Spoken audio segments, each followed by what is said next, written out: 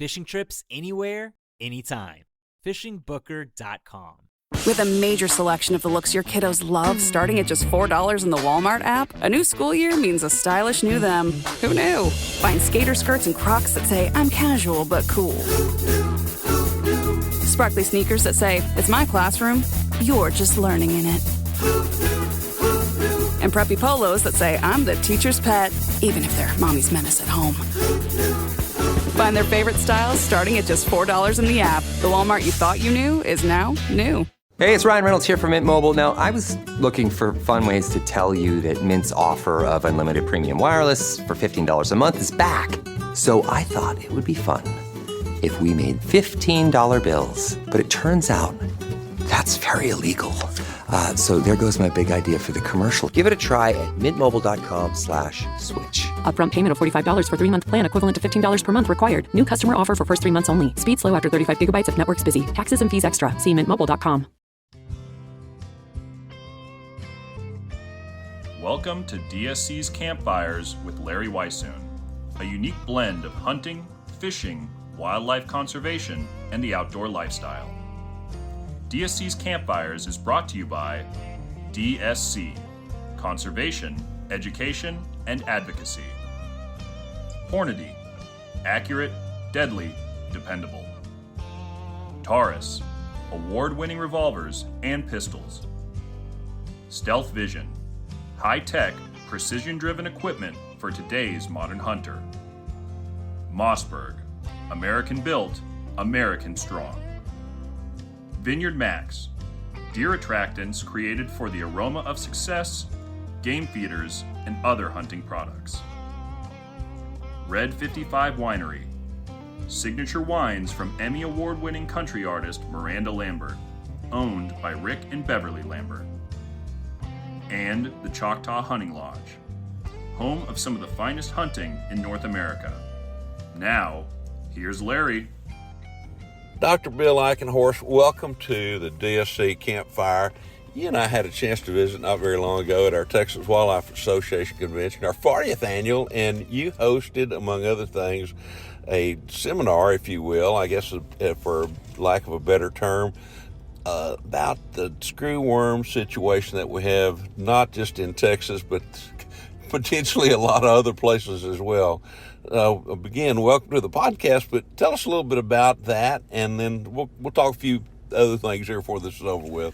Well, Larry, it's an unfortunate situation for those of us, and you're one of them, that are old enough to remember what screwworms were like. And everybody's calling it New World screwworms. It's just plain old screwworm. Right. There's nothing new about it. It's the same critter that we were dealing with in the 30s, 40s, 50s, and 60s. And especially in my recollection in the 70s when we were trying to get it cleaned up. We got it pushed back into Mexico. We got it pushed down and to the isthmus, and it got out. A number of different reasons why. We had some breakouts and some unfortunate things occur, and now it's on our doorstep. The most recent case was confirmed just over 300 miles south and a little bit west of Brownsville in Mexico, and it was in a calf that was born there, so we know that screwworm fly is living there, and we're facing a dilemma that we thought we would never be back into. That's really just one tropical storm away. A hurricane or tropical storm for sure. They can be moved quite a distance by wind currents and that kind of thing. We know we got screwworms that were originated in Cuba into Florida here a few years ago through that kind of weather event, and we're everybody's scrambling.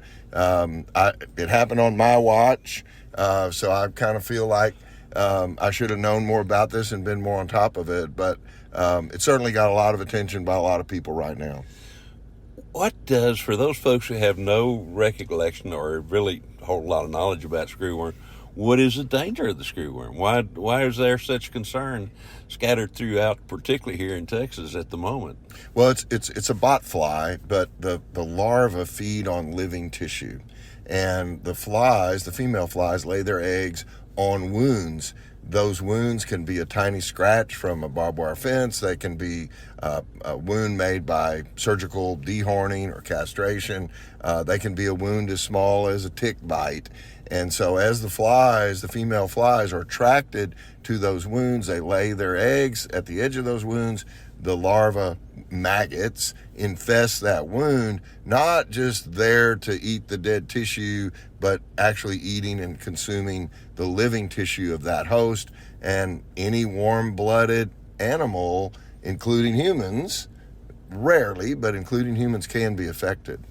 I remember during the time when I was growing up, we had problems with them all the time, and cattle, horses, sheep, dogs, goats, humans, cats, chickens. I mean, I doctored screwworms at all kinds of different places, including an elderly gentleman that lived right down the road that showed up at the house. He lived in a little old shack out there, but he showed up at the house one day and he said, "Man, this really hurts on my back. Can y'all see what it is?" And it was. He had screwworms in his back, kind of thing. So to me, we're looking at a lot of times at wildlife. We understand that it can be devastating in all the livestock side of things.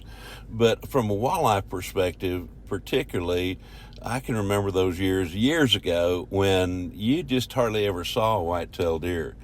And a lot of that, I think, was a result of fawns not surviving in the fact that when that umbilical cord, or when they were first born, that was a wound, and when it was about to fall off and that stem fell off, there were eggs there, and next thing you know, they gotten eaten up by screwworms. So that's a big concern from a wildlife perspective. Well, absolutely. I mean, if white-tailed deer is the critter that floats your boat, and it is for a lot of people and should be, it's a magnificent animal. There's a lot of opportunity for infestation. The fawn's navel, of course, and the doe, when she delivers the fawn, yes, often there'll be a little bit of tear in that vaginal tissue, or even just some resident blood. It doesn't take a whole lot of opportunity for that female fly to be motivated to lay those eggs there, and then those larvae take advantage. And my gosh, the opportunities for spread are, I mean, again, we're talking, how many mammal species are there in Texas? 40, maybe, something like that. We got 600 species of birds that either live here or come through. So a tremendous opportunity. We thought we were really good managers of big deer and wildlife all these years. Maybe it was just that we had gotten rid of the screwworms that made us better managers, huh? I think it had a tremendous amount to do with it. These days too, we're talking about hosts, and if particularly potential infections of them. Our deer population is considerably higher than what it used to be. Years ago, everybody trapped, and predators were controlled. Our predator population is higher now in terms of coyotes, bobcats, coons, black bear, cougar, all those things. And that just, to me, creates even a larger reservoir for those potential screwworm problems that we might be facing, and really, I guess in actuality, are facing in the not too distant future. The good thing, Larry, is that we know how to fix this, and we fixed this back when the technology consisted of us watching black and white TV and yes, talking on party lines and using snail mail letters for communication. So we don't need a new discovery to be able to help us try to gain command of this. What we need is tenacious support and activity through the USDA, Animal Health Commissions, Texas, and others, and through our organizations, which are very active on this. There's some barriers now to fly production that we didn't have back in the 30s, 40s, and 50s. And frankly, we're lazier as a society. We've become very spoiled to not checking animals and not being out there. One thing about the wildlife populations, we have a lot of numbers of animals on the landscape now for lots of reasons. That's just more hosts for screwworms. Absolutely, yeah. I'm hopeful, though, that as this approaches the border, as we gain more command of animal movement, legal and otherwise, across the border, that this is going to slow down. That doesn't mean we're not going to see cases on the border or in Texas, but I'm hopeful that we're not going to see an endemic condition like you and I lived through, where we saw it anytime the weather got warm, Seasonally, it could be in December, it was warm, we'd see screwworms. I'm hopeful that we don't get back to those endemic situations and that this is a blip on the radar rather than a big storm for a long time. You mentioned that we do have the means. What are those means? And I know that there's some things about the screwworm fly as well too that have created that situation where we were able to control them. Not necessarily the exact process, but what is a process that needs to be involved? Yeah, well, when they found out by doing various trials and somewhat accidentally that if they irradiated the fly larva, that the male flies would come out sterile.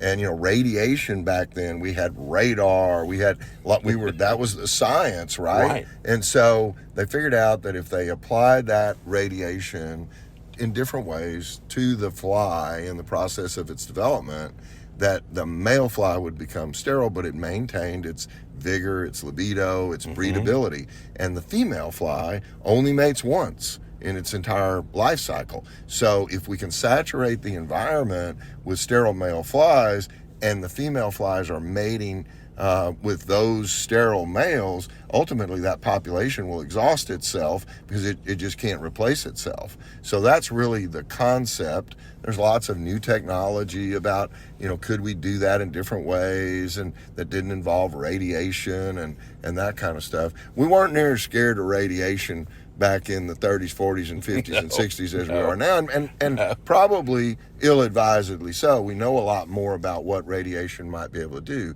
but this process is all controlled. It's done in an environment, and that's part of the issue.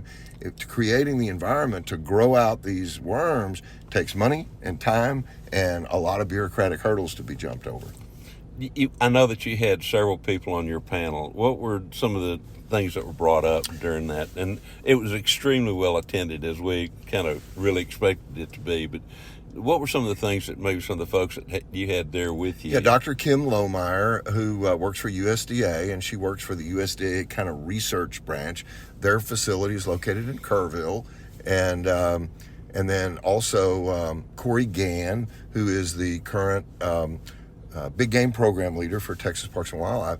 In the audience, we had Dr. Sandy Leyendecker, who many will know is a practicing veterinarian for many years from Laredo, now works for Texas Animal Health Commission. And we had some old salts in the crowd, Dan McBride and Carl Kinsel, and other folks that recall that. But it was well done. There was extremely intense interest. The room got really quiet, and normally when you're talking about life cycles and flies and identification, people get a little bit tired of that pretty quickly, but everybody was very attentive, lots of great questions, and even had some young college students and upcoming biologists that were there, very interested. So I think the presentation went well. We're going to need a whole lot more education, and those kind of events are being planned. Absolutely. Now, somebody that's out there, as we're heading in toward the hunting season and people start getting out, and of course this is not just in Texas, we go pretty much all over the world, but at the same time we do have a lot of people in Texas and Southwest and even down in Mexico that listen to this podcast and that of course are truly concerned about what this could do.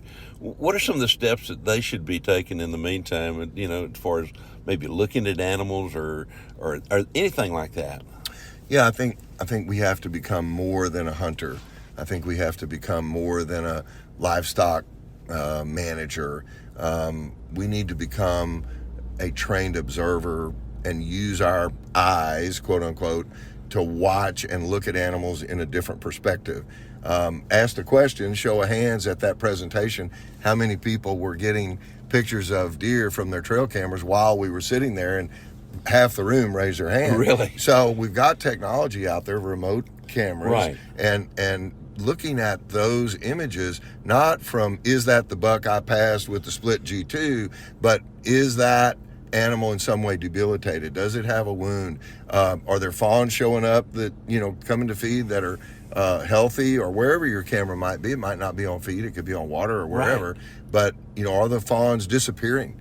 Were they there or not? And so there's a lot of technological observations today. We didn't have that technology that could be utilized, but looking at the animal, whether we're doing it remotely, a lot of people have drones. Can you go out there and find animals that might be affected? If we're scouting or if we're filling feeders, just being attentive and aware from a physician's perspective or a technician's perspective of what's going on with those animals, and then notifying Parks and Wildlife, Animal Health Commission, and the Department of Health and Human Services is involved. And there's some information that you might be able to share with your listeners in another way about those phone numbers and how to get in touch with people. Exactly. I'll try to do some of that and get some of the show notes type of thing. And that was going to be my next question. Let's say, I'm out there or I'm not much personally on trail cameras, but I've got a bunch of friends that are. Let's say they see an animal that they suspect, okay, there's maybe the ears, there's a swelling behind the ear, or, there's an obvious wound.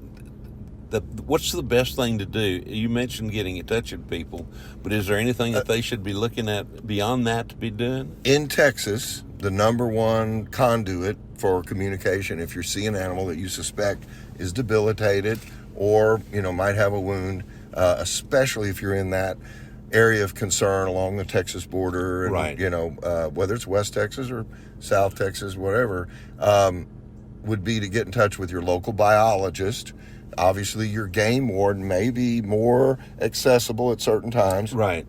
Heck, the county agent in that county, definitely there are livestock inspectors from Texas Animal Health Commission that are all over Texas, and those numbers are emerging, and hopefully it's one of the goals is to get conduits out there into the public's hands where they've got a tool of who do you call? Ghostbusters, right? So, right. Who do you call? And but being attentive first, and then developing, getting phone numbers, which you probably ought to have anyway, of your biologist for your area, your game warden for your area, and then Parks and Wildlife has a 1-800 number on the website. So, right. That's it. Almost all the state game wardens, state agents, wildlife agencies have a 1-800 number.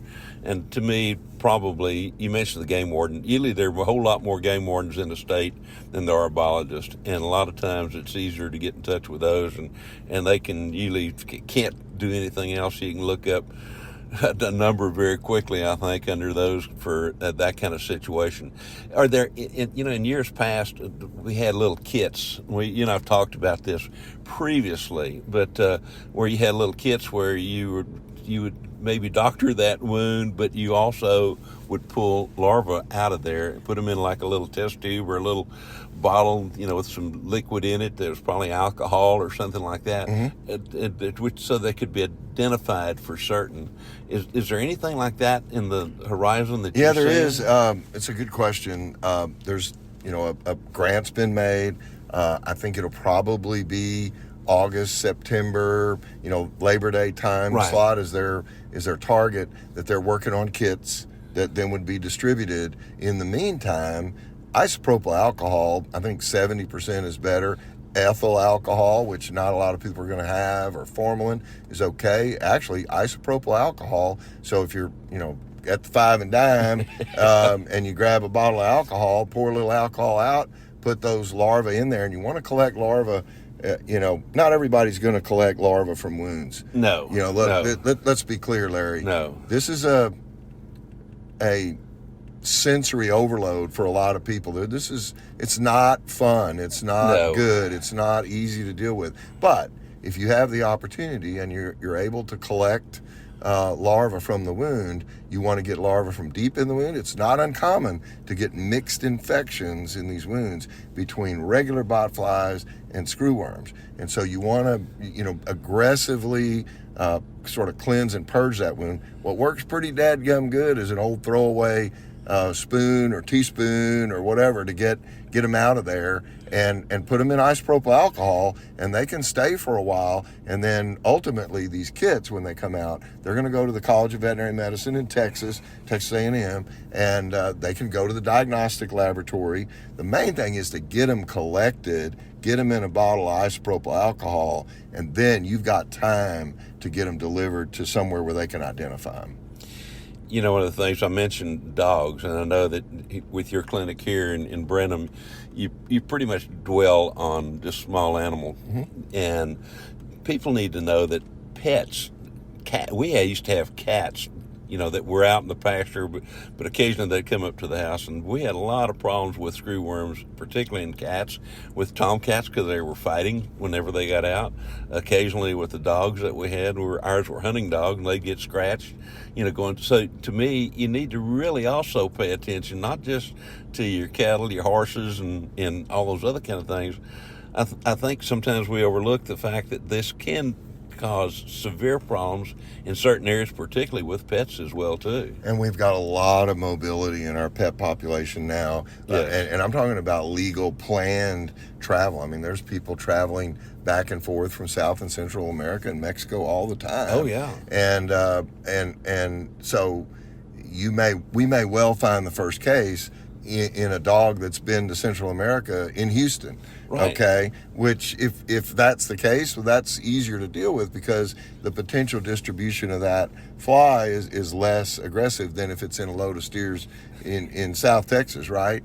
So, but definitely all warm-blooded animals, mammals are the main target, but we do see it in birds, you know, as well. And so being attentive to animal life in a way that you might not have been. I know everybody listening to the podcast cares about animals, attracted to animals, values them highly, but just opening up and being more attentive, being a citizen scientist, if you will, to be able to start seeing wildlife from a different perspective.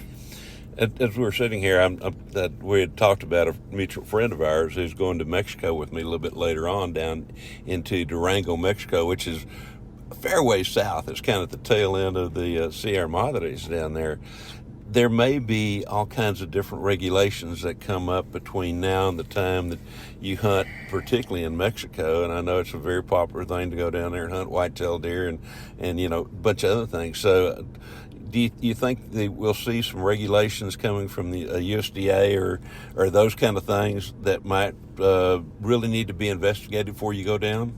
Well, if they aren't, they ought to be. I totally agree. That's where I was going with that. I don't know exactly what the distribution of screwworms is in Mexico. Right. So it may be that those more western parts of the country are not as affected right now. But, I mean, there's a border closure for livestock right now. Right. And so I would think that would include like hides of deer. You know, one of the, I guess the easiest, you know, down and dirty ways to manage, first off, you could cape it out and not bring hide back at all. Okay. Right. You know, capes can be replaced. Yes. But freezing the head and the cape for an extended period, you know, will pretty much eliminate any infestation. Now, you just pop it in the freezer overnight and there's a wound there, but definitely trimming out any wound. And then when you're handling those, if there's larvae associated with a wound, you want to make sure that you're killing those larvae and not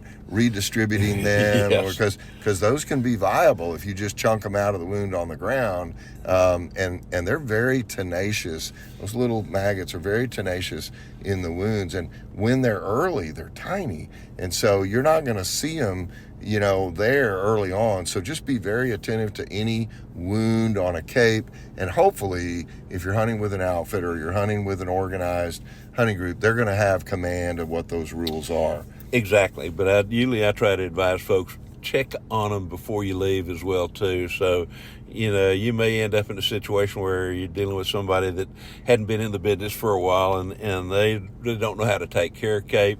You know, like I'm going down to hunt Durangueno Ranch again down in Durango, Mexico. And the thing about it is there, I'll inspect every one of the capes of the animals, or inspect the animals as well too, but we'll freeze those for several days kind of thing. But there may be some other requirements. So before you go to Mexico, learn a little bit more, get in touch with USDA or, those kind of things that can get you kind of a head up kind of thing. Anything else that you'd like to add right now that, we'll come back and visit about this a little bit later as well, I think, Larry, that those last day kills, those last minute kills, you need to be very attentive to them because, we're leaving to come back. It's Sunday afternoon.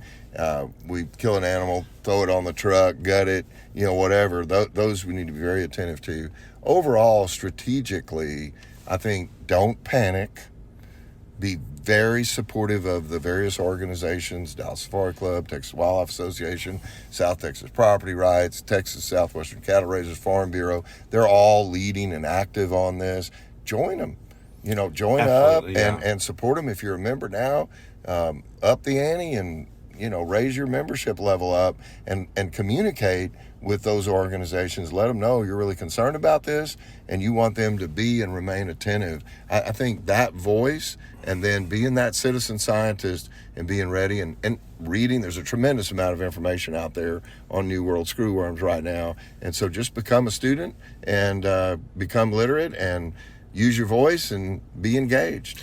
Absolutely. And I mentioned the Mexico thing, but if we do get these into Texas, we will, same thing we mentioned about everything having to do with the Cape, there may be check stations and all those other kind of things prop up, abide by the rules, dude, everything you can, because we need to try to stop this where we can. And we've got the technology, as we said, and we've got hopefully the resources to get it done, but the resources can certainly be augmented by the people's voice saying, hey, contact your congressman, contact your state representative, your state senator, U.S. senator, and say, hey, please stay on top of this.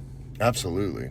Thanks for having me on. I really enjoyed it. Dr. Bill, thank you so much for being with us. I want to come back sometime in the not too very distant future and talk to you about health care on hunting dogs. So got to be thinking about those lines. We'll come back here in maybe 2 or 3 weeks and talk a little bit more about that. But I really appreciate you being with us. As Dr. Bill said, be cognizant of what you're doing out in the field when it comes to hunting, when dealing with the screwworms, with your pets, and we'll get this thing stopped in the hopefully not too very distant future, hopefully before it even gets here. But look forward to everybody joining us right back here around the campfire next week. Thank you so very much.